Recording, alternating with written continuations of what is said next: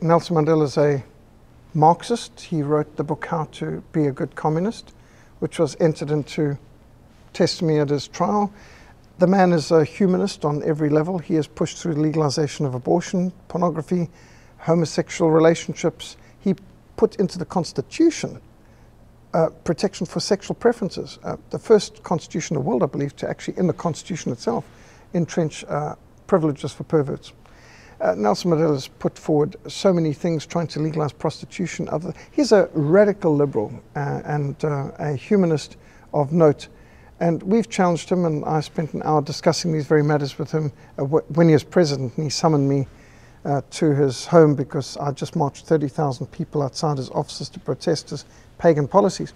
So I'm astounded that so many in the West idolize Nelson Mandela and lift him up as a messianic figure because they obviously don't know what he teaches, what he believes, or what he does, or his support for some of the most radical Marxist dictatorships on the planet with some of the worst human rights records, such as the governments of Red China and Cuba.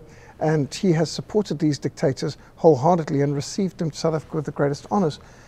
And Clint Eastwood's latest film, Invictus, which does more of this distortion of history and rewriting of reality, this has not helped either. There's a lot of Christians out there who idolize Nelson Mandela just because they've only been given false, misleading, and incomplete information. Clint Eastwood is obviously a very good director, but he chose the wrong story. Yeah. He did a good propaganda piece, but, you know, Leni Riefenstahl, she did an excellent job with Triumph of the Will on Adolf Hitler too. You know, to admire the technical brilliance of a production isn't to say you agree with the philosophy behind it. It was a well-made film, but it was such propaganda.